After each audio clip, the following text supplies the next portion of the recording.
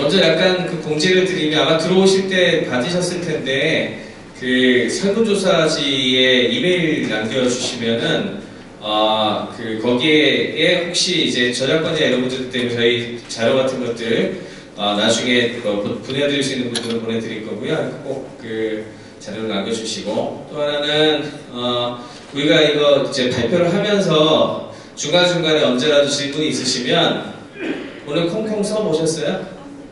예, 콩콩에 우리가 17번 세션 17입니다. 17번에 SF 영화와 ECCI 있으니 거기 질문하기에 들어가셔가지고 언제든지 질문을 좀 모아주시면은 그 질문 나온 거를 바탕으로 해서 나중에 이제 패널 세션을 할 때 그 질문들을 모아가지고 하도록 하겠습니다. 그러니까 각 그 연사들이 발표하신 바로 뒤에 질의응답이 있는 게 아니고 그 내용들을 모아서 할 거니까 거기에 좀 충분하게 좀 넣어주시면 좋겠습니다. 그리고 오늘은 이미 그 발표자들에 대해서 몇 번을 좀 말씀을 드렸었는데요. 처음에 각 20분씩 발표들을 하실 거고요. 처음에 세 세션은 제일 먼저 SF 아카이브의 박상준 대표님, 그리고 서울대학교 홍성욱 교수님, 그리고 서울대학교 장대익 교수님이 발표를 맡아주시고, 이 세 세션이 끝나고 나서 잠깐 한 10분 정도 브레이크 타임을 가지도록 하겠습니다. 그리고 그렇게 정확하게 그렇게 가면은 6시에 다시 시작을 해서 세 세션을 하고 이제 토론을 하고 마치는 이런 순서로 진행될 테니까 좀 참고를 해주시고요.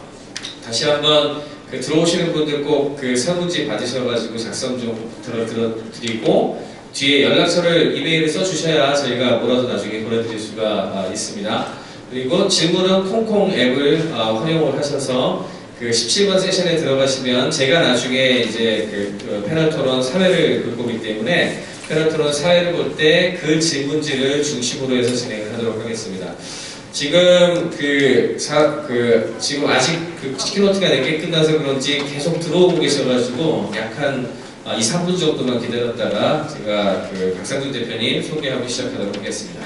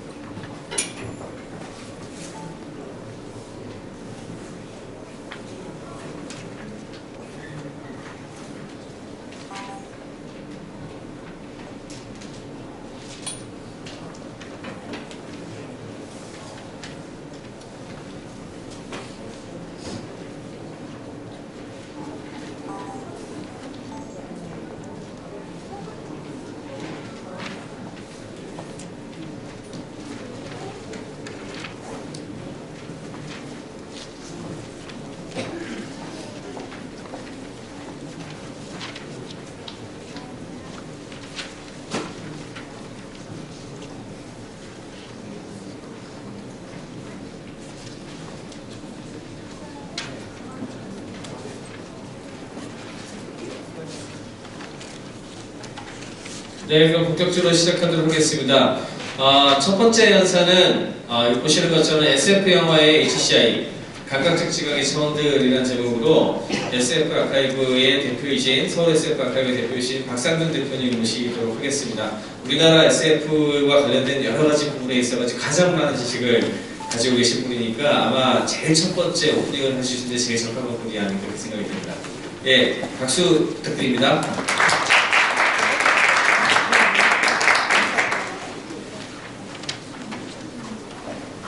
네, 안녕하세요. 소개받은 서울 SF 아카이브의 박상준입니다. 반갑습니다. 제가 주어진 시간이 별로 많지 않은 것 같으니까 가능한 빨리 진행하도록 할게요. SF 영화에 등장하는 HCI들이 어떤 모습으로 나타나는지 제가 자료들을 쭉 보다 보니까 인간의 감각과 지각의 어떤 차원에서 이 HCI가 이루어지는가, 이것이 몇 가지 이제 형태가 보였고, 그것이 느슨하게나마 점점 뭔가 좀 고차원이랄까, 좀 깊숙한 차원으로 점점 좀 들어가는 그런 식의 분류가 가능하다고 판단이 되고요. 그래서 이거는 사실 SF 영화사의 어떤 연대기적인 발전, 이거하고는 무관하게 나타나더라고요. 그래서 제가 그러한 HCI의 형태를 대표적인 걸 10가지만 뽑아가지고 오늘 준비를 했습니다. 그래서 앞에 아주 간단하게 제가 준비한 PPT에는 텍스트가 없어요. 그냥 키워드 하나씩만 딱 넣고 대표적인 영화의 작품에 스틸 이미지 하나씩 넣어서 말씀을 드릴 거고, 그 다음에 그 10작품에 비디오 클립 이어서 쭉 보여드리고 마칠 겁니다. 네. 첫 번째는 말 그대로 그냥 손으로 간단히 건드리는 거죠. 뭐 키보드라든가 터치 스크린이라든가 뭐 기타 여러 가지 가장 단순한 형태의 HCI인데, 여기 보시는 게 이제 그 삼성하고 애플 컴퓨터 소송할 때 등장했다는 그 유명한 그 2001년 스페이스 오디세이 영화에 나왔던 1968년도 거기에 등장하는 태블릿 컴퓨터예요. 예, 여기 지금 화면이 어두워서 안 보이는데 요 밑에 나란히 보이는 게 이게 다 버튼들입니다. 그래서 사실 이 태블릿이 영화에서도 터치 스크린 형식인지 아니면 밑에 키보드 버튼 형식인지는 사실 영화를 봐야 판단이 되고요. 여기서 조금 더 발전한 것이 이제 음성 인식이죠.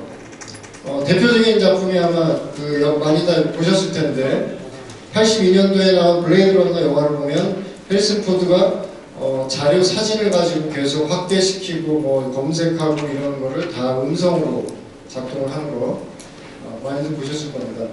세 번째가 이제 데이터 글로브라고 흔히 얘기하는, 또는 와이어드 글로브라고 얘기하는 건데, 이 장면 역시 마이너리티 리포트에서 익숙한 장면, 아마 이 어떤 장면인지 다들 아실 거고요. 여기에서 조금 더 뭐랄까 복잡하달까? 좀 한 차원 더 들어간 것이 데이터 글로브의 이 헤드 마운트 디스플레이까지 결합이 된 이런 형태가 있죠. 이것도 그 코드명 J라는 영화에서 아주 잘 보여주고 있습니다. 그 다음에 이 영화는 사실 30년이 넘어서 모르시는 분들도 꽤 있을 텐데, 이 영화에서는 헤드 마운티드 디스플레이이긴 한데 눈에 직접 보여주는 디스플레이가 아니라 눈의 신경으로 직접 다이렉트로 연결이 되는 그런 버추얼 리얼리티 디바이스가 나와요. 이것이 어떻게 나오는지는 이따 동영상을 보실 텐데, 아마 최근에 나온 그 삼성의 오큘러스 같은 거 시연 동영상 보신 분도 있을 텐데, 참 놀랍게도 거기 오큘러스 시연 동영상하고 거의 흡사한 똑같은 장면이 이 30년 전의 영화에 그대로 나옵니다. 이 영화의 이 디바이스를 이제 그대로 이은 것이 그 97년도인가에 나온 그 스트레인지 데이즈라는 영화에 다시 또 나오는데요. 아무튼 이 영화도 이따가 동영상을 좀 보실 거고, 그 다음에 이 데이비 크로넨버그 감독의 엑시스턴즈라는 영화에는 게임이 등장하고 이 게임을 통해서 가상현실을 들어가는데, 여기도 지금 화면이 어두워서 잘 안 보이지만 게임 포드하고 이 케이블이 그냥 쉽게 표현하면 굉장히 그로테스크하게 생겼지만 자세히 보시면 뭔가 이 유기물, 생체 기관 같은 모양으로 되어 있고, 이건 뭐 손으로 조작을 하긴 하지만 케이블도 마치 그 탯줄처럼 생겼고, 그 다음에 여기 좀 잘 안 보이는데 이게 사람 등 뒤에다가 이 게임 포드 케이블을 꽂는 게 머리에 꽂는 게 아니라 이 척추 밑에 이쪽에다 꽂는 모양으로 되어 있거든요. 이것도 이따가 동영상으로 잠깐 보시게 될 겁니다. 그래서 이 영화에서 등장하는 가상현실과 기계를 통해서 인간이 어떻게 접속이 되는지가 이 영화는 좀 독특하게 표현이 되어 있어요. 그 다음에 이 영화는 뭐 SF 영화라기보다는 그냥 전형적인 테크노 스릴러죠. 007 영화 중에 83년도에 나온 Never Say Never Again이라는 영화가 있습니다. 보신 분들 아마 있을 텐데, 이 영화에 컴퓨터 이 게임이 이 3차원 땅따먹기 게임이 나와요. 이것도 이따 동영상을 보실 텐데, 이 스틱에는 전기가 통하게 돼 있어요. 그래서 내가 상대방보다 점수가 낮거나 또는 상대방이 이제 미사일 공격 같은 것을 했는데 그걸 얻어맞거나 하면은 전기가 찌릿찌릿 통합니다. 그래갖고 점점점 점수가 올라갈수록 전기 충격 강도도 더 올라가서 나중에는 그걸 견디지 않으면 진짜 뭐 감전에서 쓰러질 정도로 그런 장면이 연출이 되는데, 이건 사실 실제 생활에서 아마 나올 가능성은 별로 없지만 어쨌거나 이 휴먼 컴퓨터 이 둘 사이의 인터랙션에서 이 컴퓨터 쪽에서 인간한테 어떤 식으로든 물리적인 뭔가 자극을 준다라는 면에서는 좀 언급할 만한 작품이라서 제가 오늘 준비를 했고요. 사실 오늘은 뭐 HCI라고 하면 대개는 인간이 컴퓨터 쪽에 어떤 식으로 접속해서 이런 그 유저 인터페이스를 쓰느냐 이거를 많이 생각하기 쉬운데 SF 영화들 중에는 오히려 컴퓨터 쪽에서 인간한테 어떤 식으로 자극이나 정보 전달이나 또는 그 밖에 컴퓨터 쪽의 의도를 인간한테 어떻게 전달하고 관철시키는가 하는 그러한 양상을 보이는 SF 영화들이 좀 있습니다. 그래서 앞에서 설명드렸던 것보다 이제 점점 갈수록 감각적 지각의 그 개입의 차원이 지금 점점 좀 복잡한 양상을 좀 보이고 있죠. 예, 여기는 이제 인간의 입장에서 그 기계한테 가할 수 있는 가장 극단적인 어떤 부정적인 형태라고 저는 봐요. 바로 이제 러다이트라는 것이 파괴하는 거죠, 말 그대로 거부하고. 그래서 이 장면은 이제 스필버그 감독의 AI에 보면 그 로봇들이 거대한 철창 같은 데 가두어져 있다가 이 로봇들을 한 대씩 끌어내가지고 이제 나무에 기둥에 매달아가지고 뭐 화형을 시키기도 하고 그런 장면이 나오죠. 이따가 동영상에서는 제가 AI 말고 그 애니매트릭스의 한 장면을 보여줄 텐데 거기도 굉장히 그 폭력적인 장면이 나옵니다. 그것 역시도 실제 현실을 해서 구현이 될 건지 안 될 건지하고는 상관없이 HCI의 가장 그 극단적인 한 형태로서 SF 영화에서는 심심치 않게 등장을 하기 때문에 제가 소개를 합니다. 그 다음에 인간이 HCI를 하면서 인간도 어느 정도는 기계하고 이제 합체가 되어서 사이보그가 되어가는 그런 설정들이 SF에 굉장히 많이 등장을 하죠. 가장 대표적인 것이 여기 보시는 대로 이제 공각기동대, 고스트 인 더 쉘하고 그 다음에 공각기동대 2편, 이노센스에 특히 보면은 이 사람은 이제 로봇이 아니라 사람인데 자기 몸 안에다가 의체화 시술을 받아가지고 사이보그가 된 거죠. 그래서 이 사람이 무슨 데이터 장치 같은 거를 자기 눈 있는 부분에다가 직접 이렇게 꽂아버리는 그런 장면이 영화에 등장해요. 그리고 아마 이쪽 공부하시는 분이면 아시겠지만 이 캐릭터가 그 사이버 범죄 심리학자 해러웨이라고 이제 이노센스 영화 안에서 등장하는데 실제로 도나 해러웨이라는 그 유명한 그 이쪽 분야의 지금 저 캘리포니아의 그 산타크루즈였나? 하여튼 캘리포니아 대학에서 그 협동과정을 이끄는 세계적인 그 유명한 학자분의 캐릭터와 이름을 그대로 여기서 이 이노센스 영화에서 오마주를 했죠. 그 1985년에 사이보그 선언이라는 굉장히 유명한 논문을 발표하셨던 분인데 그리고 오른쪽에 보시는 건 이제 공각기동대에서 보면 그 키보드를 타이핑하는데 손가락이 더 여러 개로 분리가 돼서 보통 인간들은 도저히 따라갈 수 없는 속도로 타이핑하는 그런 장면이 공각기동대에서도 나오죠. 이것도 HCI에서 인간 입장에서 봤을 때 인간 자체가 어느 정도 사이보그화가 진행이 된 상태에서 컴퓨터하고 이렇게 인터랙션을 하는 그런 설정들이 또 SF에 많이 등장을 한 것 같습니다. 자, 이게 제일 마지막이고 제가 볼 때 가장 극단적인 형태인데요.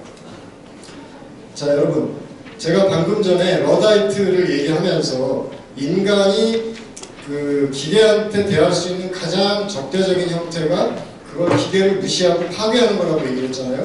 그렇다면 기계 또는 컴퓨터 입장에서 우리 인간을 적대적으로 대할 때 어떤 모습이 가장 극단적인 것이 될 것 같으세요?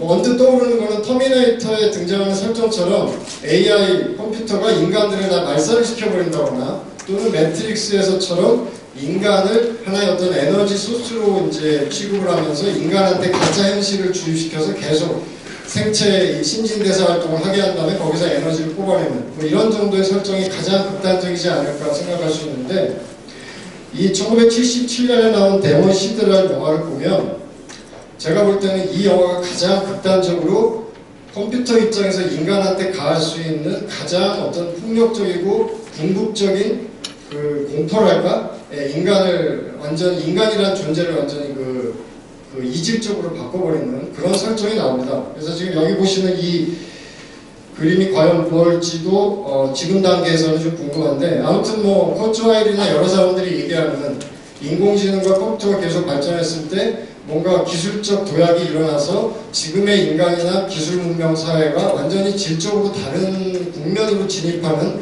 이 싱귤러리티가 도래할 것이다. 빠르면 21세기 안에 뭐 이렇게 얘기하는 사람들이 많이 있는데 이 영화에서 묘사하고 있는 장면이 제가 볼 때는 정말 인간이 가장 바라지 않는 형태의 싱귤러리티인 것 같아요. 도대체 어떤 내용인지를 이따가 동영상을 한번 쭉 보고 난 다음에 다시 말씀을 드릴게요. 동영상은 제가 지금 쭉 말씀드렸던 이 순서대로 조금씩 이제 재생이 될 거고요. 그게 다 끝나고 나면 마지막으로 이 얘기를 다시 하면서 간단하게 순서를 마칠게요. 동영상을 보시겠습니다. 이게 2001년 스페이스 오디세이에 등장하는 그 태블릿 컴퓨터 장면입니다. 그야말로 요즘 여러분들이 쓰시는 무슨 아이패드나 기타 여러 업체들의 태블릿 컴퓨터 모양 그대로죠. 이거는 이제 우주선 안에 있는 그냥 계기판 콘솔 모양이고, 지금 말하고 있는 거는 이제 하이라고 하는 그 2001년 우주 오디세이 안에 등장하는 AI의 그 컴퓨터 음성이죠. 그래서 이런 걸 통해서 인터뷰도 하고 자기들끼리 화상전화 같은 것도 하고 식사를 하면서 태블릿 컴퓨터를 보는 장면이 지금 우리가 실제로 태블릿 컴퓨터를 보고 있는 그리고 쓰고 있는 그 양상이 정확하게 그대로 나오죠. 이게 벌써 40몇 년 전에 영화에서 이렇게 묘사가 된 거죠. 이건 이제 두 번째로 음성인식 컴퓨터가 영화에서 어떻게 묘사가 되었는지 보여주는 장면입니다. 블레이드 런너 영화 보신 분들이 아마 많기 때문에 이 장면들은 다들 아마 기억을 하실 것 같아요. 지금 화면이 좀 어둡고 해상도가 안 좋아서 아주 세밀하게는 안 보일 텐데 대충 어떤 개념인지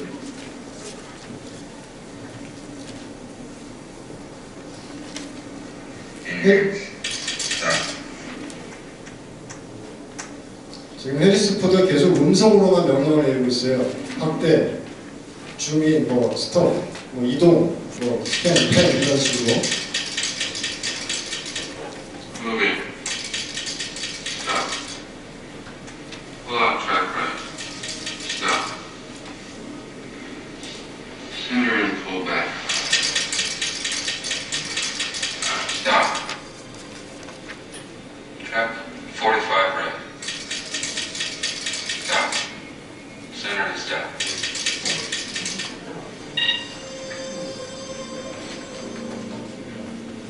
Enhance 34 to 36. 자, 음성인식으로 컴퓨터하고 어떻게 HCI를 이루는지는 이제 충분히 보신 것 같고 바로 다음에 Camera and pull back. This is case number 1109.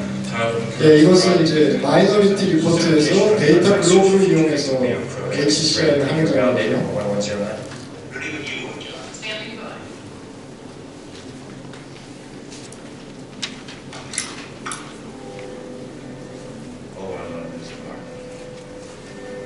I've got no address, last known or otherwise, no tax returns for the last 5 years. To get CIC, looks like federal housing, concrete, glass, egg crate. Is that clear? I got 6 licenses. Where do you want? Over here. 이것도 벌써 10몇 년 전 영화가 됐는데 이미 현재 기술적으로 이거는 다 가능한 상황이 됐죠.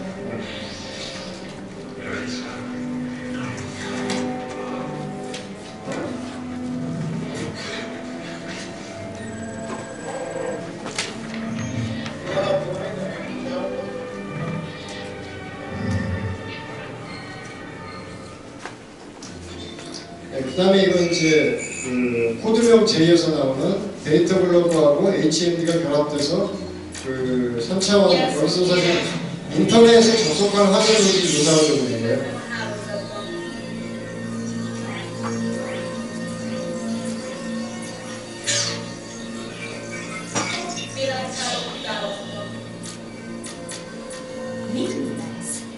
Távolsági hívás kérek. Egy pekingi hotelben. 지금 비디오 클립이 어디 동국공국과 거를 제가 들어보니까 어느 영화가 안 나오는데 지금 인터넷으로 베이징 호텔에 접속을 한 장면을 묘사하고 있는 거죠. Belépésnek engedélyeztek. Peking szálló kiválasztva. Számlázási részleges. Fox költség 2571-es lakosztály, január 15 23-tól 23:30-ig. Megpróbál lépni. Használni fogja a hálózatot. Szűkítsd a keresést a szegény negyedre. 네, 그래서 지금 뭐 Fordítást kérek. 해커들끼리도 지금 데이터 글로브하고 HM들이 가지고 서로 지금 De ilyen akkor 사이버 공간상에서 서로 지금 대결을 벌이고 그러잖아요. 한쪽은 맞고 한쪽은 계속 깨고 들어가고 그런 거를 이런 방법으로 여기서 HCI를 하고 있습니다. Parancs törölve. Gyere vissza! Újításról. Igen, itt van. 네, 뉴욕의 어떤 독사 가게에 지금 인터넷으로 접속을 한 장면을 묘사하고 A 있고요. Fox egészen igazán. 다음 그림으로 넘어가죠. 네, 이게 이제 1983년에 나온 브레인스톰이라는 영화의 장면입니다.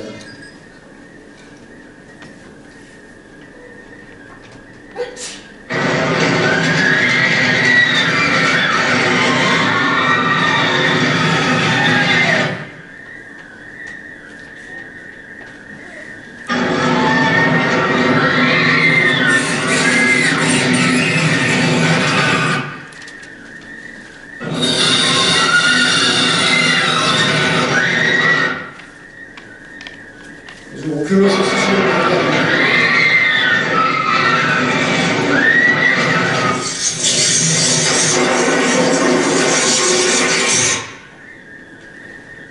사실 이 영화에서 이 기계 설정은 인간이 실제로 바꾸어서 그 기록했다가 다른 사람 머리에 재생할 수 있다는 그런 설정이에요. 네. 그다음에 이 작품은 그 엑시스턴스 영화입니다.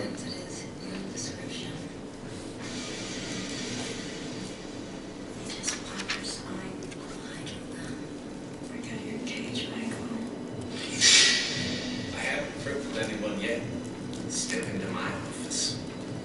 이렇게 등에 척추 쪽에다 구멍을 뚫은 다음에 그 구멍을 통해서 이제 게임 포드하고 접속을 하게 돼 있고 마치 뭐 이런 자리에서처럼 여러 사람이 모여서 다 이 포드 하나를 여러 케이블로 공유한 상태에서 그 가상현실 안에 들어가서 같은 게임 공간을 공유하면서 그 안에서 게임을 하는 그런 설정의 영화입니다.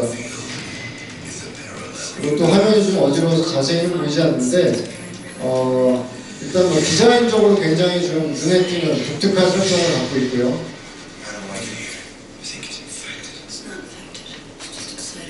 네, 저게 게임 포드인데 아주 그 자체가 살아있는 유기체 같은 모양으로 묘사가 됩니다.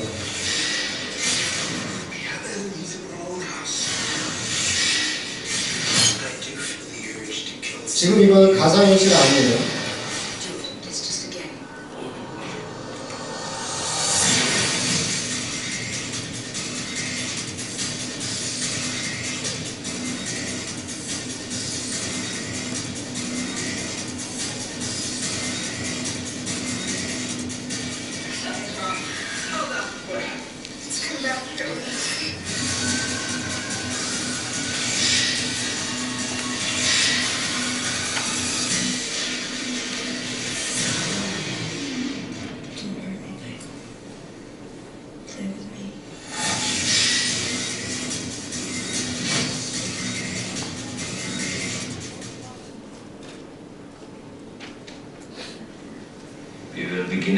네, 이게 이제 그 007 영화에 나왔던 컴퓨터 게임 장면, 인간한테 그 고통을 주는 그 스틱이 붙어있는.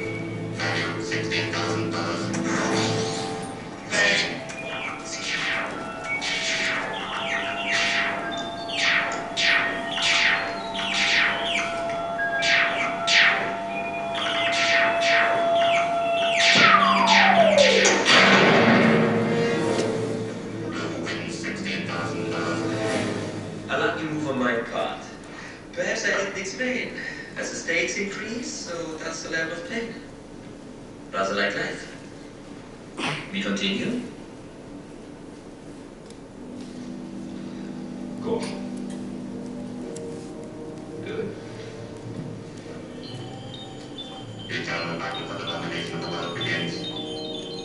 of exhibition, the United States, value $42,000. Play.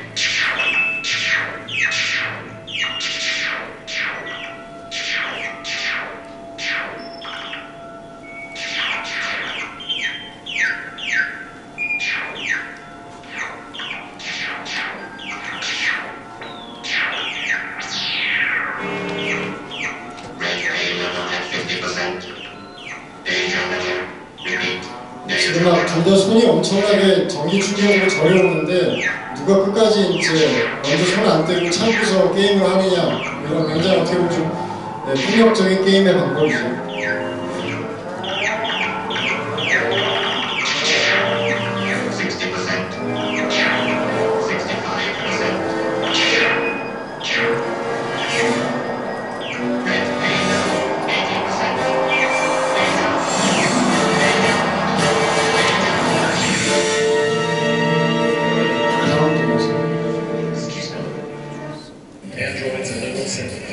이게 이제 인간이 기계를 파괴하는 러다이트의 가장 제가 볼 때 극적인 묘사가 나오는 그 애니매트릭스하고 매트릭스하고 같이 나왔던 애니메이션 단편 여러 개 묶은 것 중에 또 세컨드 인레상스라는 에피소드에 등장하는 장면입니다. 기계들이 반란을 일으키죠, 인간한테.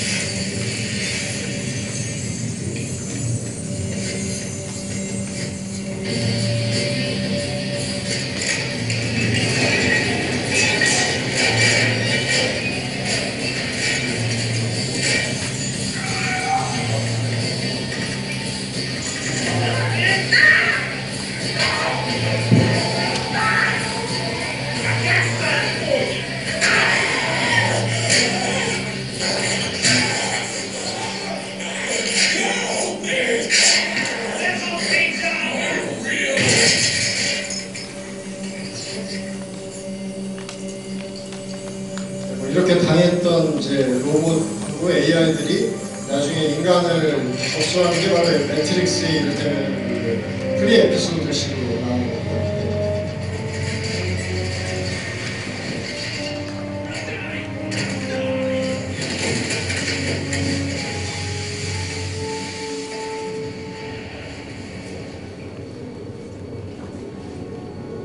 다음 좀 이게 공각기동대에 나온 안드로이드화된 인간이 컴퓨터하고 HCI하는 장면이죠. 안드로이드가 아니죠. 사이보그요. 사이보그는 이제 인간이죠. 기계하고 이제 밀착을 한. 자, 이게 이제 아까 제가 마지막으로 말씀드렸던 그 데몬 시드라고 하는 영화인데 지금 얘기하고 있는 게 이제 로봇, 그러니까 인공지능의 음성이에요.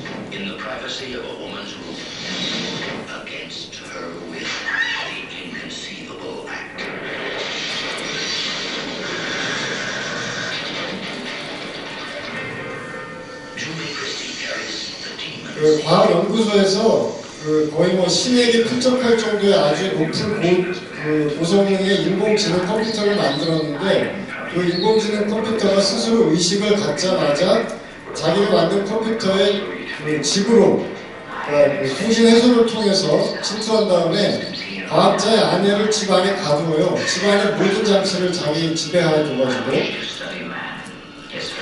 그런 다음에 이제 집 안에 있는 장치들을 가지고 그 여자를 포박을 하고 맨 마지막에는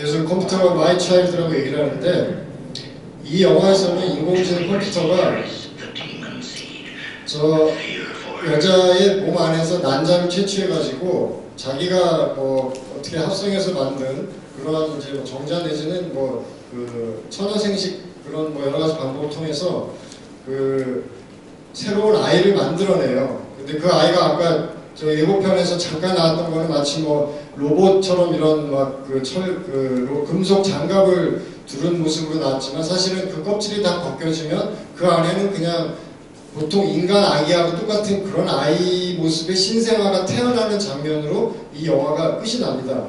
옛날 영화지만 아마 이 중에 혹시 보신 분도 있을지 모르겠는데 그 이후에 굉장히 많은 SF 영화들이 나왔지만 제가 볼 때는 이렇게 컴퓨터 입장에서 인간을 접수해서 새로운 제3의 어떤 존재 그게 인간 쪽에서 주도권을 가지고 사이보그화가 된 게 아니라 컴퓨터 쪽에서 주도권을 가지고 인간의 그 조직을 취해서 어떤 새로운 존재를 만든다면 과연 그것은 우리가 뭐라고 부를 수 있을지 그것도 여전히 사이보그라고 부를 수 있을지 여전히 어떤 인간성이라는 걸 계속 유지할 수 있는 존재가 될런지 이것을 이 영화에서는 이제 마지막에 그러한 아이가 태어났다는 설정으로 끝나버리기 때문에 그냥 오픈엔딩이 되는 거죠. 근데 제가 뭐 아까도 말씀드렸지만 단순히 터미네이터처럼 인간을 다 말살해버리려는 컴퓨터나 매트릭스처럼 인간한테 거짓 현실을 계속 주입하면서 인간한테서 어떤 에너지만 뽑아먹는 그런 컴퓨터보다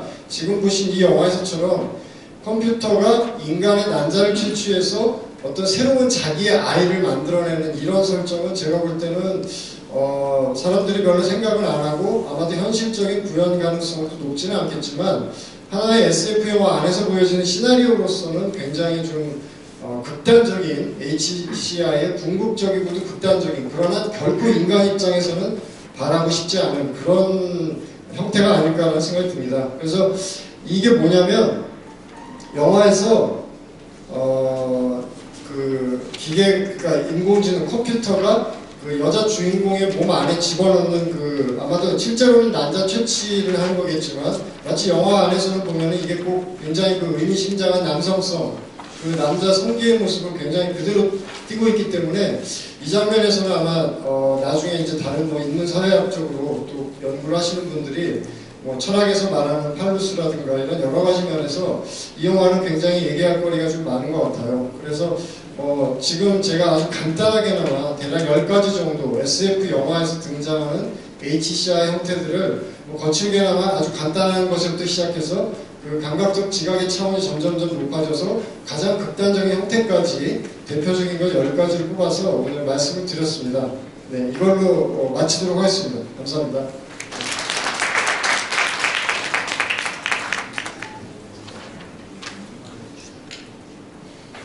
네, 굉장히 좀 영화관 같이 됐었죠? 지금 잠깐 영화관 같이 돼서 재밌게 그 오프닝을 열어주셨는데요. 다음 강의는 여기에 이어서 HCI가 SF 영화에 있었던 역사에 대해서 우리나라의 대표적인 과학사 하시는 분이시기도 하고 융합을 굉장히 잘하시는 분이기도 하시죠. 홍성욱 교수님 발표해 주시겠습니다.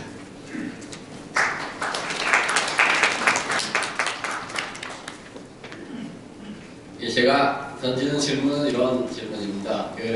사이언스 픽션 무비의 역사를 통해서 인간과 인공지능을 가진 존재들, 뭐 그것들이 로봇이라든지 엔드로이드라든지 컴퓨터라든지 이런 사이의 관계가 어떻게 묘사되어 왔는가라는 질문인데 이런 관계의 묘사에 어떤 유형 패턴이 있는가 혹은 이런 유형이 20세기를 통해서 어떤 특정한 방식으로 변해 왔는가 혹은 이게 만약에 이렇게 패턴을 가지고 변했다면 이런 패턴의 변화가 그 당시의 시대적 특성, 우리가 흔히 시대상이라고 부르는 뭐 이런 것과 연결이 되어 있는가 아닌가 뭐 이런 질문을 가지고 시작을 했는데요. 사실 오늘 이제 여기서 다룰 문제는 이 큰 질문에서 파생된 조금 작은 문제입니다. 여기서는 사람과 이런 이제 AI 존재들이 어떻게 영화에서 구별이 됐는가라는 문제를 다루겠습니다.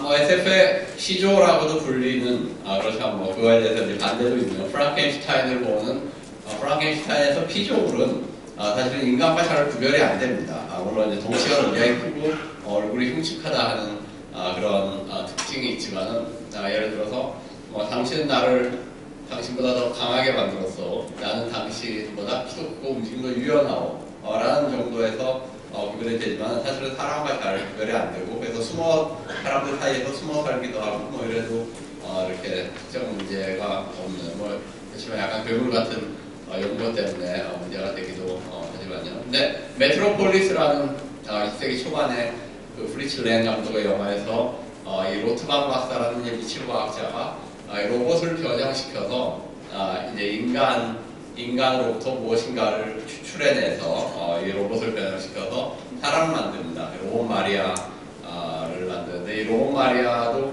사실은 진짜 마리아와 전혀 구별이 안 돼요. 사람들이 구별을 못하고 혼란스러워하다가 나중에 보니까 고통을 느끼지를 못합니다. 사람들이 잡아서 화형을 시키는데 전혀 고통을 느끼지 못하고 웃으면서 이제 화형을 당하고 죽은 뒤에야 구별이 가능한 이런 게 있습니다. 예, 그 메트로폴리스를 잠깐 보시겠는데요. 이제 로트방 박사가 이 로봇 마리아를 만들어내는 장면입니다. 원래 이제 만들었던 로봇을 가지고 실제 진짜 마리아를 붙잡아서 눕혀놓고 뭔가 둘을 연결시킨 다음에 정의적인 변형을 하는데 실제로 이 사람은 그 어떤 현대적인 엔지니어라기보다는 중세적인 연금술사의 모습을 훨씬 더 많이 가지고 있습니다. 프랑켄슈타인도 그렇죠. 프랑켄슈타인 박사도 현대적 의미의 어떤 과학자라기보다는 물론 현대적인 과학이라고 생각을 많이 하고 있지만 중세적인 연금술을 그런 걸 많이 가지고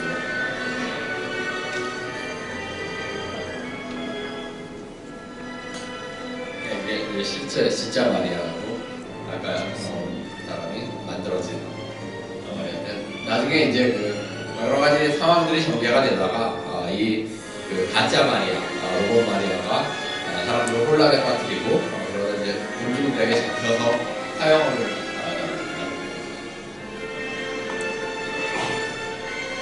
화형도 사실은 중세적인 분위기죠. 그러니까 사실 이 영화가 굉장히 현대적이고 미래적인 얘기를 하고 있는 것 같지만 또 한편으로는 굉장히 중세적인 모티브들과 엮여 있어요. 그 이제 1960년대 제가 초점을 맞추는 1960년대로 좀 가보면요. 1960년대 많은 일들이 벌어집니다. 일단 사이버네틱스가 유행을 하고 수많은 사이버네틱스 기계들이 나와서 사람들의 관심을 끕니다. 거북이라든지 길을 찾아가는 기계라든지 이런 그리고 사람처럼 생각을 하는 컴퓨터가 등장을 하는데 물론 아주 초기적인 상태지만요. 퍼셉트론이라고 여기 보시는 이건데 이게 뉴럴 커넥션을 컴퓨터로 실제로 이제 구현한 그런 컴퓨터들 적응한 어댑티브 로봇, 티칭 머신, 사이버트론, 패턴 인식 기계, 펜디모니움 이런 기계들이 등장을 하고 이런 기계들이 등장할 때마다 언론에 엄청난 그 조명을 받습니다. 그리고 또 이와 동시에 그 핵무기가 당시에는 아주 전 세계를 위협에 빠뜨리는 상태였는데 이런 핵무기의 발사 결정에 이제 컴퓨터를 연결을 한번 시켜보자 이런 논의도 실제로 나옵니다. 둠스데이 머신이라 그래서 적이 핵무기를 발사하면은 무조건 우리 쪽에서 핵무기가 발사되는 이러한 기계 같은 거를 만들어보자 하는 얘기도 나오고 이게 이제 모티브가 닥터 스트레인지 러브라는 영화에서 이 둠스데이 머신이 모티브가 되죠.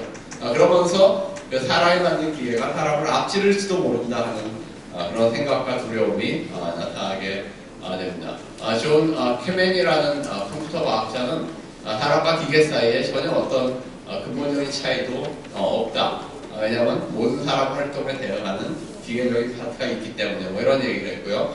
인공지능을 만든 허버트 사이먼 같은 사람은 우리는 이제 사고하고 배우는 그러한 메커니즘을 만들어내기 시작을 했다. 그리고 사람은 더 이상 이제 어떤 컴플렉스하고 인텔리전스한 매니플레이션을 하는 그러한 유일한 그런 종이 아니다 라는 식으로 평가를 했고 사이버네틱스의 아버지 로버트 위너는 이제 기계들은 그 기계의 설계자를 어떤 측면에서 넘어서기 시작을 했다. 그리고 그럼으로써 그들은 굉장히 효율적이 됐지만 동시에 아주 위험한 것이 되어버렸다는 식의 평가를 합니다. 이런 평가가 잘 나타나는 영화가 이제 1970년에 개봉한 컬러서스, The Forbin Project라는 영화인데요. 여기서 그 주인공인 닥터 포빈 박사가 그 전쟁을 대비를 하고 또 미국에서 필요한 굉장히 많은 복잡한 프로젝트를 수행을 하기 위해서 엄청난 그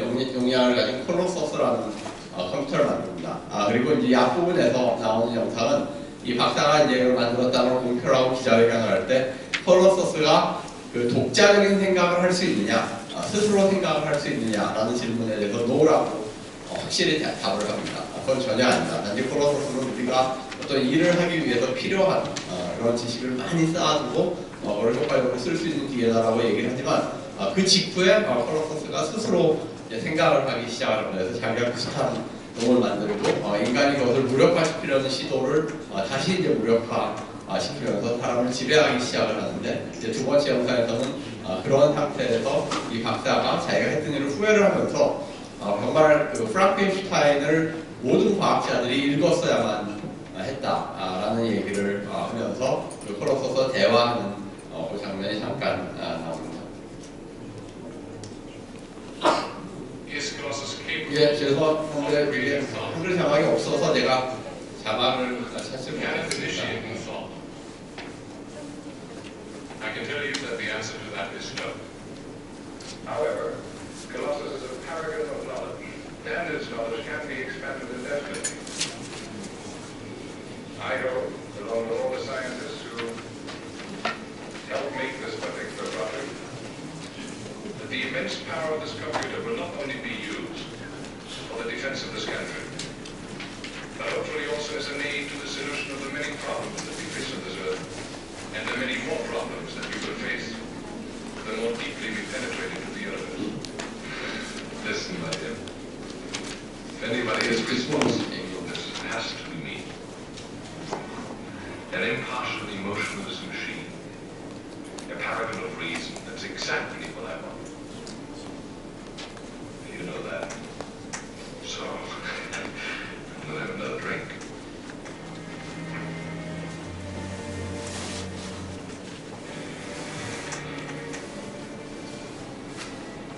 I think of it those way. I think Ferguson ought to be required reading for all scientists. Morgan. Morgan. You have consumed enough alcohol. 나오는 게 이제 그 기계 What's the penalty for getting 술을 drunk? 너무 많이 마신다고 해요. You are being irrational. Go back to bed. I would if I were like you, Colossus. The difference is I'm human, not a machine. I am a machine vastly superior to human. You began in my mind. I created you, remember? Yes, what I am began in man's mind, but I have progressed further than man. Not far enough. No, but will you move? Destroy me? Destroy an entire city of 1,750,000 people? 말을 듣지 않으면 우리 나를 뭐 파괴할 거냐, 이 도시 전체를 파괴할 거냐 하는데 이제 콜로스는 나중에 그 핵무기를 발사를 명령을 스스로 내립니다. 그걸로 경험을 끝나는데요. 그래서 뭐 이 당시에 보는 그런 우려들이 꽤 많았습니다. 그 램포트가 지은 사이버네틱스를 탄식함이라는 시에 보시면요, 생각하는 기계들은 그들의 주인보다 한 수 위에 있어 인류를 무시무시한 재앙으로 두려움에 떨게 한다. 이 기계화된 거인들은 복종하기 위해 만들어졌으나 그들은 과학에 대한 공공연한 저항을 나타낸다. 과학자들이 두려워하는 매일 엄청난 범죄를 저지름으로써 기계들이 위너와 같은 과학자들을 찍소리 못하게 만들 것이라는 그 두려움. 뭐 이런 식의 그 멘탈리티죠. 그 나이스어라는 그 인지심리학의 아버지는 어떤 얘기를 하냐면요. 당시에 그 컴퓨터가 만약에 진짜 사람처럼 생각한다면 우리가 별로 무서워할 게 못 된다라고 얘기를 합니다. 정말 사람, 왜냐면 우리 컴퓨터가 정말 사람처럼 생각한다면 우리가 사람을 무서워하는 정도만 컴퓨터를 무서워하면 되는데 컴퓨터는 사람처럼 생각을 하지 않는다라는 것입니다. 왜 그러냐면은 it does not grow. 컴퓨터는 자라질 않고 성장하지 않고 has no emotional basis. 어떤 감정적인 그런 그 기초가 없고 shallowly motivated 돼 있다. 그러니까 아주 피상적으로만 motivate 돼 있는 상태이기 때문에 사실은 그것 때문에 컴퓨터가 더 두려운 것이다. 기계가 생각하고 결정을 내리는 데 있어서 사람처럼 생각을 한다면 우리도 사람은 두려워하는 정도로 기계를 두려워하면 되는데 그렇지 못하다라는 얘기를 합니다. 특히 이제 이 이모션 얘기가 많이 나오는데요. 당시에 컴퓨터에는 이모션이 없고 이모션이 없는 게 정말 두려워해야 할 만한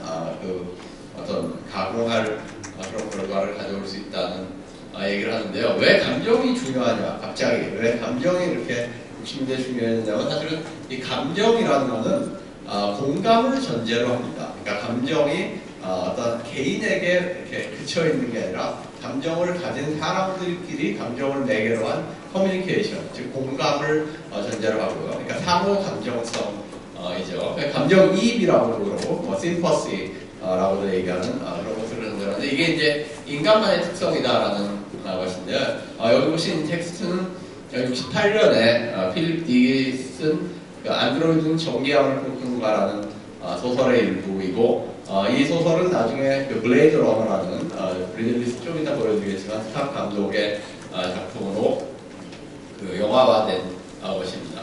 이 소설에서는 사람과 사람을 꼭 닮은 거의 전혀 구별이 안 되는 안드로이드들이 등장을 합니다. 근데 그 안드로이드를 구별하는 한 가지 아주 효과적인 방법이 보이그트 캄프 테스트라는 테스트인데요. 사람의 그 눈을 보면서 어떤 질문들을 하는 테스트입니다. 근데 그 질문에 대해서 사람과 안드로이드가 다르게 반응을 합니다. 이제 그 부분이고요. 이 릭이라는 데커드는 그 안드로이드를 잡아서 처형을 하는 안드로이드 사냥꾼 그게 이제 나중에 블레이드 러너라고 이름 붙여진 그런 사냥꾼입니다.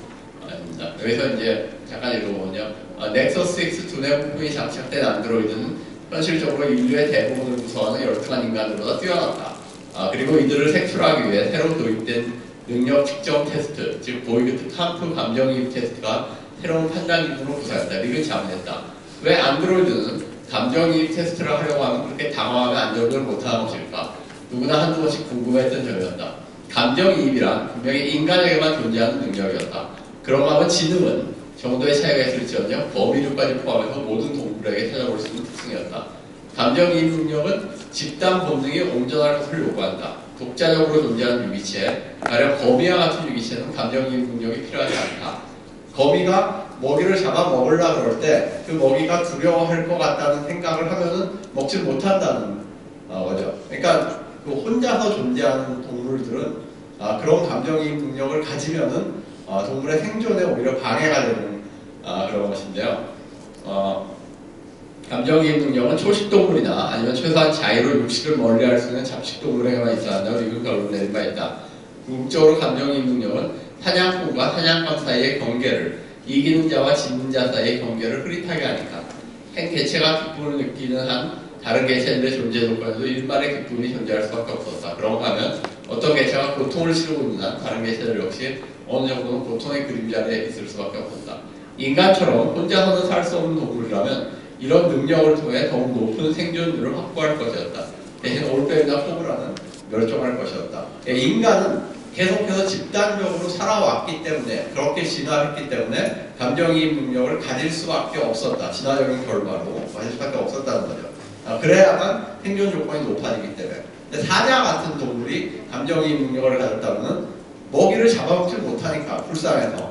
그러니까 오히려 사는데 더 방해가 되고 진화에 그 역행을 하는 그런 결과를 가져왔습니다. 그러니까 이제 감정이입이 인간만에만 보유하고 그런 진화를 겪지 않은 안드로이드들은 감정이입 능력이 없거나 거의 없거나 그래서 그 보이그트 캄프 테스트로 이걸 구별할 수 있다는 건데요. 지금 보시는 장면에서는 두 번 영화에서는 보이그트 캄프 테스트가 나옵니다. 한 번은 그 홀든이라는 블레이드 러너가 레온이라는 안드로이드를 신문할 때 나오고요. 두 번째는 그 데커드가, 주인공 데커드가 여주인공인 레이첼을 신문할 때 그 테스트가 등장을 합니다.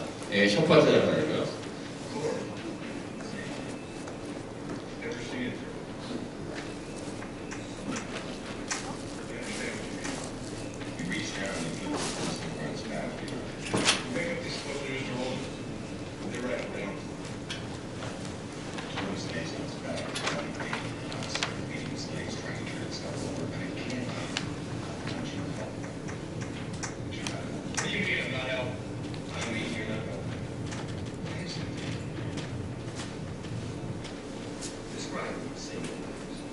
only look at about your mother. I'll tell you about my mother.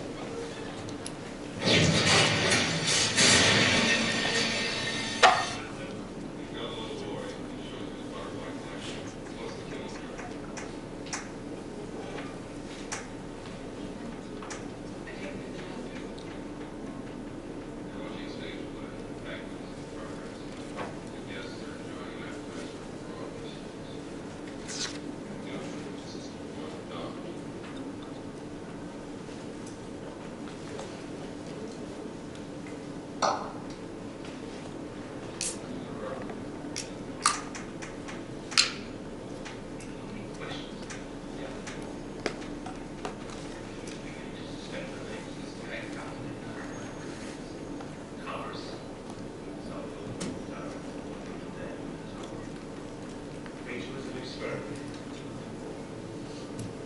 We began to recognize in the strange decision of our emotional experience in only a few years we just restore all the experiences which learned and if we past fear, felt emotions and consequently we can control them. You're talking about memories.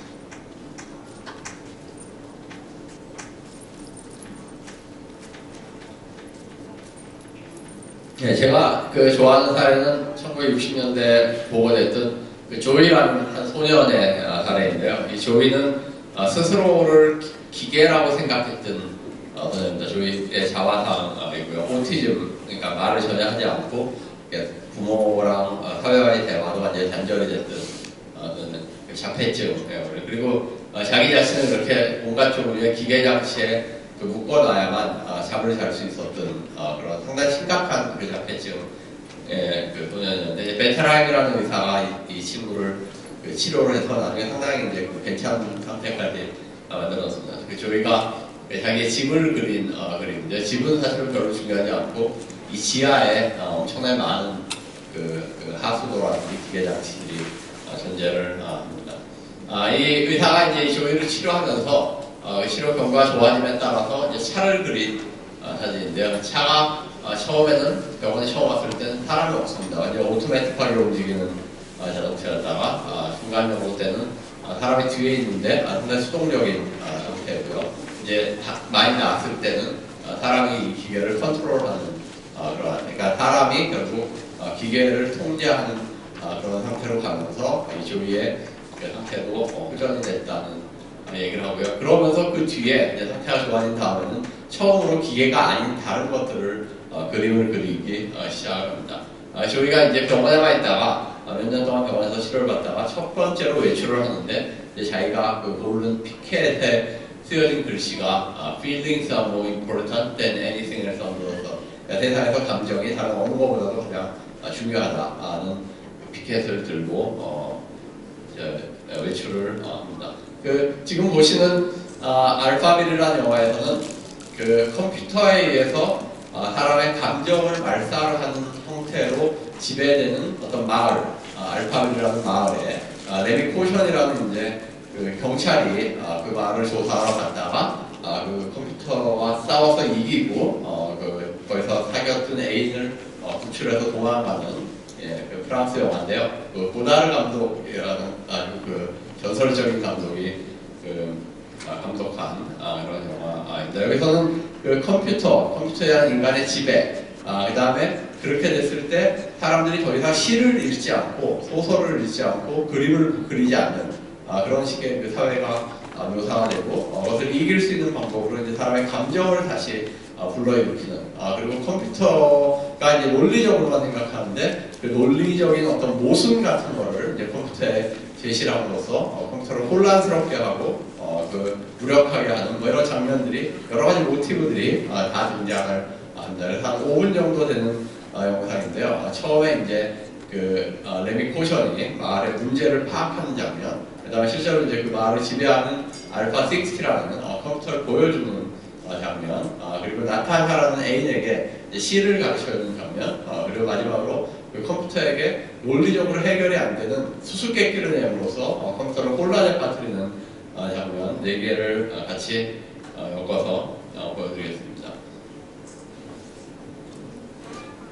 이거 이제 프랑스 영화고요. 그래서 자막이 영어로 돼 있는데 자막을 보시면 될 것 같습니다. Alpha 60, c'est quoi? Moi, c'est des temps tristes. Gérant des sociétés d'autrefois, je ne sais pas. New York, IBM. L'Infetti, Electric General Document. Et alors, Alpha 60 et 150 lumières les plus fortes. Je vois. Les gens sont devenus esclaves des probabilités. Il y a ici, Alphabet, c'est une société technique, comme celle de termites ou des fourmis. Je comprends pas. Probablement il y a 150 lumières années. 150. 150 et 100, qu'il y avait des artistes dans la société fourmi. Oui, des artistes, des mossiers, des musiciens, des peintres. Aujourd'hui, plus rien. Rien pour ici. Les hommes ordinaires sont 네, admis 컴퓨터의 묘사. de la position qu'ils occupent dans le monde en analysant leur passé. On est automatiquement conduit à cette conclusion.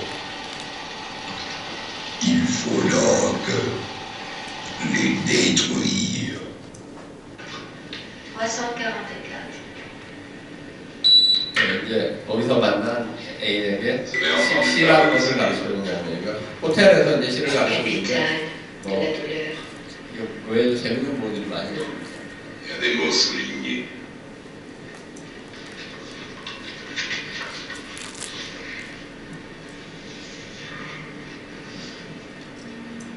Nous vivons dans l'oubli de nos métamorphoses. Mais cet écho qui roule tout le long du jour, cet écho hors du temps d'angoisse ou de caresse, sommes-nous prêts au loin de notre conscience?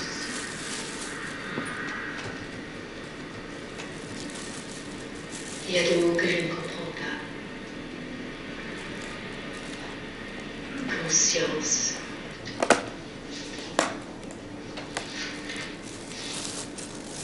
Et ça, la mort dans la conversation.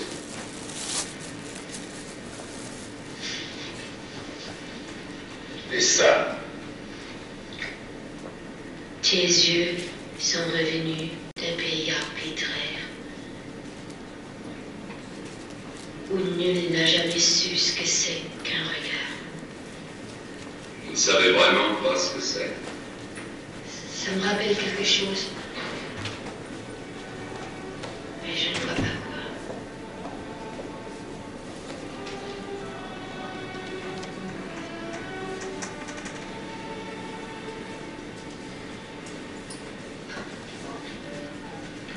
Ça, mourir de ne pas mourir.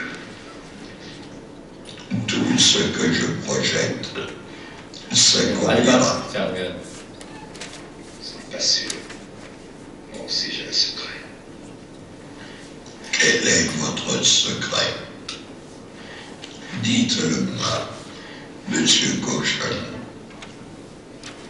Quelque chose qui ne varie ni le jour ni la nuit. Que le passé représente le futur qui avance sur une ligne droite et pourtant à l'arrivée qui a bouclé la boucle. Je ne trouve pas ce que c'est. Je ne vous le dirai pas. Plusieurs de mes circuits cherchent la solution de votre énigme. Je trouverai. Si vous le trouvez, vous le détruirez en même temps. Car vous serez devenu mon semblable, mon frère.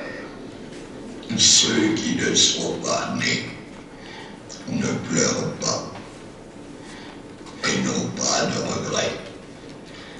Il est donc logique de vous condamner à mort. Allez vous faire foutre avec votre logique. Mon jugement est juste.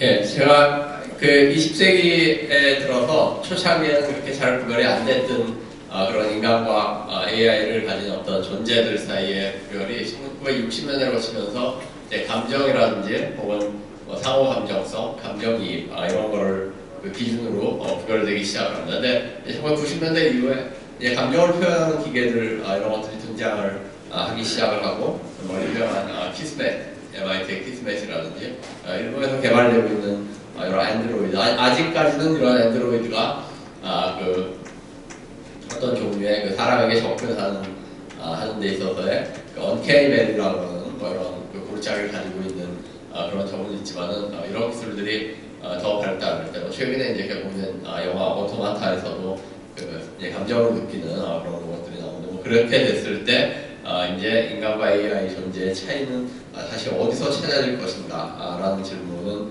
우리에게 이제 미래의 그 새로운 질문으로 남게 될 것이라고 생각합니다. 예, 여기서 마치겠습니다. 예, 고맙습니다.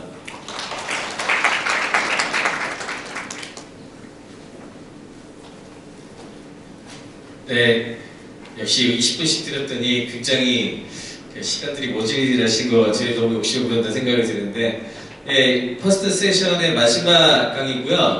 오늘 아까 말씀드렸지만 질문이 아직 별로 많이 안 와서 콩콩 통해가지고 언제든지 질문 주시고요. 그 다음에 설문지도 꼭 챙겨주시고, 마지막 그 첫 번째 세션의 마지막 강의는 서울대 장대익 교수님이 인간의 사이보그의 진화에 대한 얘기를 듣도록 하겠습니다. 네, 안녕하세요. 반갑습니다. 제가 슬라이드가 많지만 지금 계속 오래 하면 조금 힘드실 것 같고 배도 고프실 것 같으니까 제가 준비한 거 많이 스킵하고 제가 하고 싶은 얘기만 좀 하도록 하겠습니다. 제가 사이보그에 대해서 좀 얘기를 해달라고 말씀을 듣고 제가 준비를 하다가 도대체 사이보그에 대해서 무슨 새로운 얘기를 할 수 있을까? 여기 계신 분들은 어쩌면 저보다 뭐 HCI에 계신 분들이 많이 올 테니까요. 저보다 더 많이 아실 테고 그래서 이걸 어떻게 하나 그러다가 저도 좀 각도를 바꿔서 그냥 뭐 제목은 거창합니다만 사이보그의 진화사적 의의라고 하는, 제가 진화를 공부하고 있기 때문에 저의 각도에서 조금 말씀드리는 게 어떨까 그런 생각을 해봤습니다.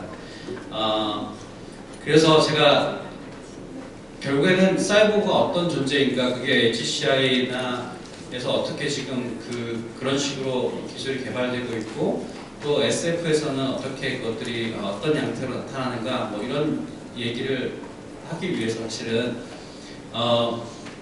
결국에는 중심 질문이 뭔가를 생각해 봤더니 인간은 어떤 존재인가. 아까 홍성욱 교수님이 뭐 인간 본성의 어떤 이성보다는 이제 감정이 되게 중요한 것이 되고 이런 말씀을 하셨는데요.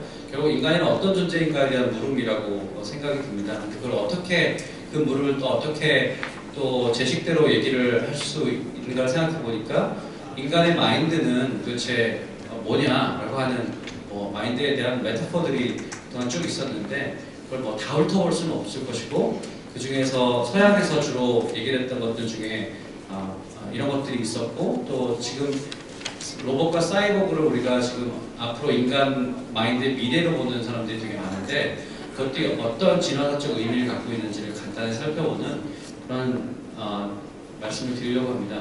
그래서 뭐 이렇게 쭉 있는데요. 그냥 제가 간단히 말씀드리면 뭐 마인드가 신의 창조물이다. 이거부터 시작하면 뭐 한이 없겠죠. 근데 이거는 뭐 제가 그냥 넘어가고요. 고스트 인 더 머신은 데카르트가 주장했던 건데 이거는 이제 마인드 바디 듀얼리즘의 아주 원흉 같은 존재죠. 지금 사실은 이거를 다 극복하려고 인지과학이라든가 심리철학이라든가 이런 것이 나오고 또 그에 대한 반론들을 제기하고 있는데 사실은 뭐 고스트 인 더 쉘이랑 고스트 인 더 머신하고 비슷한 용어긴 하지만 사실 고스트 인 더 쉘이라고 공각기동대는 듀얼리즘을 완전히 사실은 반대하고 있는 거죠.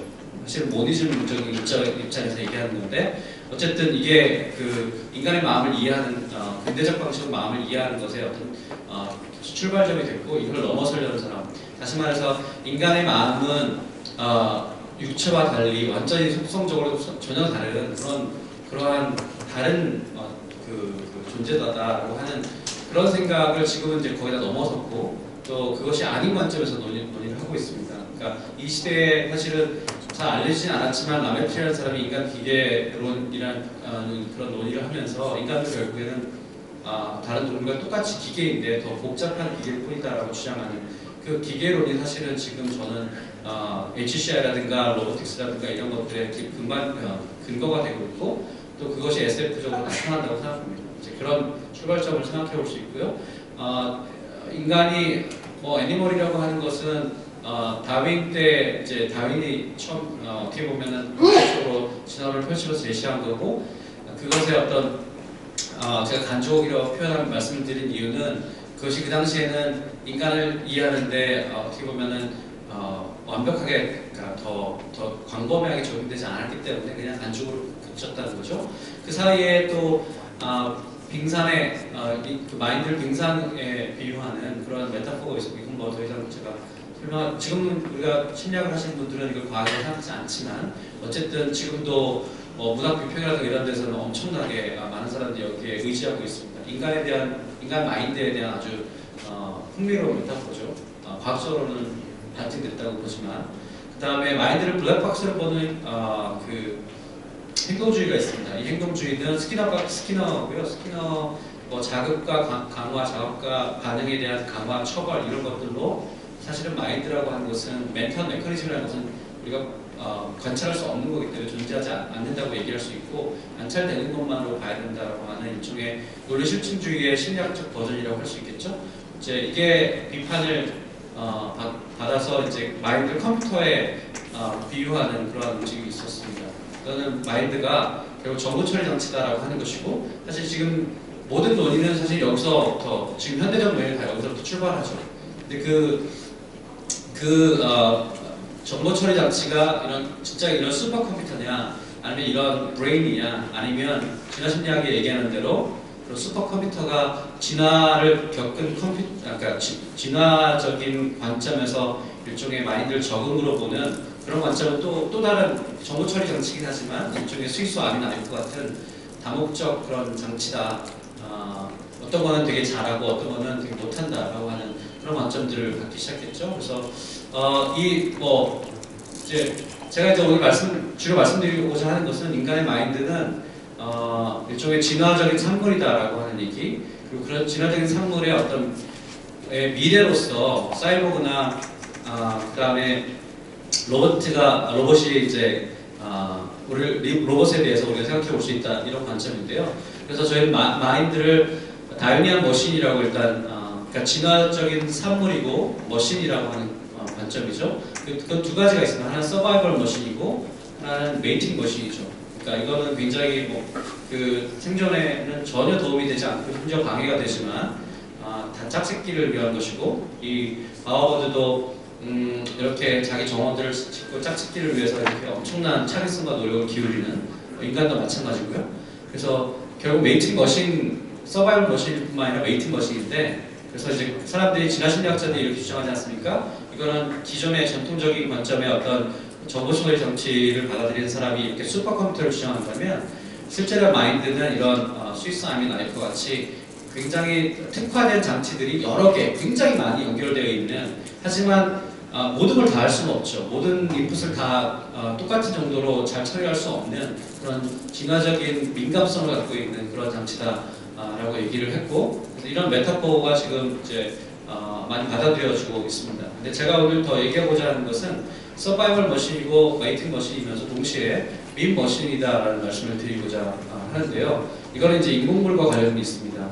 이것은 우리가 어느 순간 그게 어떤 이유가 됐든 간에 모방을 하게 되고 인간이 모방을 하게 되고 그 다음에 인공물을 만들게 되고 그것들이 퍼지게 되고 또 그것들 정교화하고 그러면서 그게 꼭 인공물이 꼭 어떤 그런 그 물질적인 대상만이 아니라 우리가 만든 제도라든가 인연이라든가 이런 정신적인 아웃풋도 사실은 우리가 인공물이라고 볼 수 있는데 그런 세계를 우리가 만들어 놨는데 그런 세계가 다시 우리를 옥죄는 결국 그런 세계를 만든 이유는 우리의 피트니스를 높이기 위해서 만들었지만 결국 그것이 어떤 그 유전자의 어떤 굴레를 벗어나서 마치 그것이 자율성을 갖고 우리를 숙주처럼 이용하는 듯한 그러한 행동들을 실제로 보이고 있다.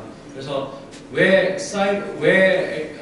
SF나 이런 데서 끊임없는 그런 띠들이 왜 그 기계의 배신, 그 다음에 그런 식의 어떤 띠들이 계속 이러는가 생각해보면 결국에는 우리가 인공물의 세계를 만들었지만 그 인공물이 복제자로서 우리를 숙주처럼 우리 두뇌를 숙주처럼 이용할 수 있다라고 하는 관점이라고 생각합니다. 그래서 우선 밈머신이라고 얘기할 수 있고요. 꼭 저만의 얘기는 아니고 뭐 네리시라든가 브런모와 같은 이런 사람들이 얘기하는 건데 예를 들면 유전자의 피트니스를 높이기 위한 행동들을 다 잘 먹고 잘 살아야 되는데 우리는 어느 순간 뭐 자유라든가 평등이라든가 뭐 이러한 이념을 가지고 그것을 위해서 자기 목숨을 내어놓는 그런 말도 안 되는 생물학적으로는 말도 안 되는 짓을 저지르는 말도 안 되는 짓을 한다는 거죠. 그런 것들을 우리가 밈머신이기 때문이라고 할 수 있는데요. 이런 것도 마찬가지입니다. 뭐 자유나 민주주의를 위해서 우리가 목숨을 실제로 자발적으로 버리기도 하고 그 다음에 자본주의라는 시스템은 그 막스가 이미 얘기했듯이 자기 생산적인 메커니즘으로 우리를 소외시키기도 하죠. 그러니까 우리를 잘 먹고 잘 살자고 만든 제도들이 다 이런 식의 배신을 하는 이유는 도대체 무엇일까? 그런 생각에서 그런 질문들을 생각해 보면 이런 종교도 그런 것 중에 하나일 수 있다고 보는 거죠. 종교가 사실은 우리를 위해서 만든 것처럼 보이지만 종교 제도가 자기의 어떤 그런 제도들을 어떻게 보면 우리의 마인드를 갈취해서 더 많이 퍼지도록 하는, 그러니까 카바신전에 모인 이런 하지순례자들을 보면 100만 명들이 모이기 때문에 실제로 수십 명이 깔려 죽거나 다치기도 하는데요. 이게 매번 벌어집니다. 그 사람들이 평생 꿈은 카바신전 한번 만져보는 건데 이런 행동들은 정말 인간에게서만 나타나고 이건 우리가 인공물을 만들기 시작하면서 생겨났다는 거죠. 외계인 관점에서 진짜 희한한 행동이라고 볼 수 있습니다. 뭐 어떤 동물도 이런 행동을 하지 않죠. 그래서 중독이나 감염이라고 하는 이런 멘탈한 차원에서 이런 일이 벌어지고 있고요. 그래서 제가 이제 지금 사이보그에 대해서 한마디 말씀드리지 않았지만 인간의 과거와 현재에 대해서 먼저 이해를 해보면 우리는 유전자의 기계고 동물과 마찬가지로 동물과는 달리 밈기계다라고 할 수 있고 그걸 어떻게 잘 길들이냐 이런 문제로 판단될 수 있다고 생각합니다. 이제 그 관점에서 저는 이 사이보그를 좀 보고 싶어요. 우리가 인간의 미래를 사이보그나 로봇이나 이런 식으로 이제 생각하는 사람들이 많은데 왜 그런 걸까? 도대체 왜 우리는 기계화되고자 하고 왜 우리는 인간을 닮은 기계를 만들고자 할까? 이 질문 와이 퀘션을 던져야 된다고 봅니다. 그래서 결국엔 지금까지 어떻게 우리가 동물에서부터 동물과 비슷한 어떤 서바이벌 머신, 메이팅 머신으로 진화했고 또 그것과는 다른 방식으로 밈머신으로 진화했는지를 설명했다면 이제 앞으로 그럼 어떻게 할 것인가 다 연결되어 있다고 보는데요. 그 마인드 퓨처라고 얘기할 수 있겠죠. 첫 번째 욕망은 우리를 닮은 기계를 만들고자 하는 욕망이 있습니다. 왜 그럴까를 생각해 보면 이거는 원래 우리가 인공물을 만들게 된 일부터 시작하는 거죠. 인공물을 만들게 된 것은 쉽게 말해서 진화적으로 얘기하면 우리의 생존을 위해서 도구를 만들고 그리고 그 도구를 더 정교하게 하고 또 그런 일들이 이제 계속 축적된 것인데 이제 그런 것들이 극단화되다 보면 이제 그거를 인간과 똑같은 것들을 만드는 인간하고 똑같이 행동하는 것들을 만드는 그런 식의 어떤 일종의 인지 적응의 바이 프로덕트라고 볼 수 있다는 거죠. 그래서 쭉 이거는 지금 여러 사람들이 많이 얘기했으니까 넘어가도록 하고요. 그래서 아주 놀랍게도 기계를 인간화하려는 욕망이 있습니다. 근데 이거는 바이센테니얼맨인데 기계가 실제로 저기서 이제 그러잖아요. 인간은 살아나는데 그걸 허락받기 위해서 자기가 일종의 죽습니다. 그러니까 기계는 죽을 수 없는데 기계는 끝을 볼 수 없는데 인간은 죽는단 말이죠. 그래서 인간이 되기 위해서 기계가 스스로 같이 자기 여자친구랑 같이 이렇게 죽게 되는 이제 그러한 얘기를 하는데요. 결국 인간이는 어떤 존재인가를 생각해보게 하고, 근데 이제 우리 초점인 사이보그를 얘기하면 이 사이보그는 놀랍게도 인간을 닮은 기계를 만들고자 하는 욕망이 우리 인간에게 있다면 또 한편은 완전히 반대편인데요.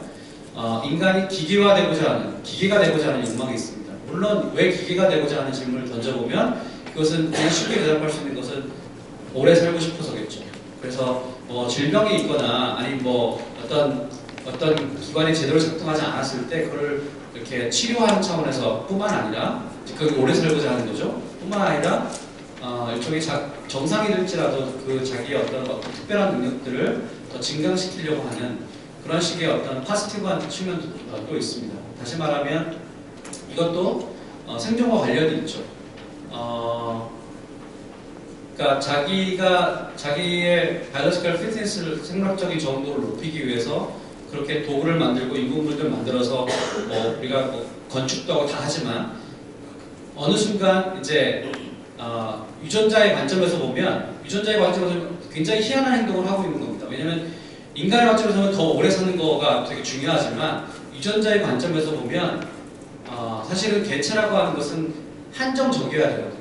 왜냐하면 우리는 더 늙어가고 있고 녹슬어가고 있고 그래서 여기서는 더 이상 예를 들어 번식을 할 수가 없어요. 더 이상 복제자를 더 남길 수가 없는 상태라면 사실은 그 장치를 버려야 되는데 이제 인간은 그 장치를 계속해서 더 정교화하고 더 오래 살도록 하고 더 기름을 칠한다는 거죠.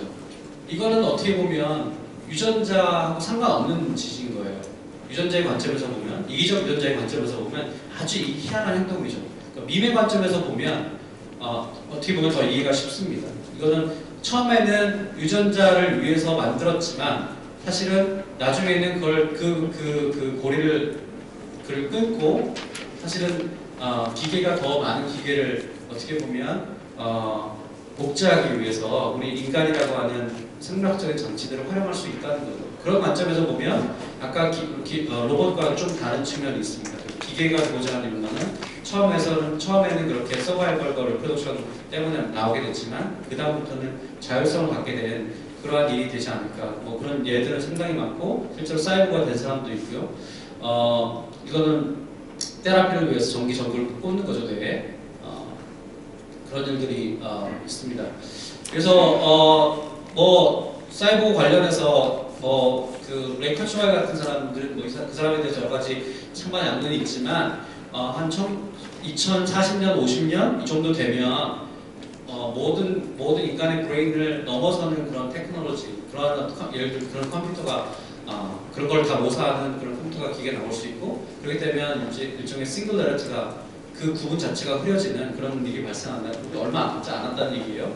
정말 그런지는 모르겠습니다만 이제 제가 존재론을 말씀드렸는데 이제 마지막으로 우리가 미래에 어떤 존재들이 이 거리를 활보할까를 생각해 보면 그냥 엄마 아빠의 사랑으로 낳은 아주 자연적인 애부터 시작해서 그게 왼쪽에 있다면 맨 오른쪽에는 로봇이 있겠죠. 안드로이드든 뭐 휴머노이드든 전적으로 다 기계화된 로봇이 있겠고 그 중간에 내추럴한 인간 그 바로 옆에는 어쩌면 맞춤형 아기가 있을 겁니다.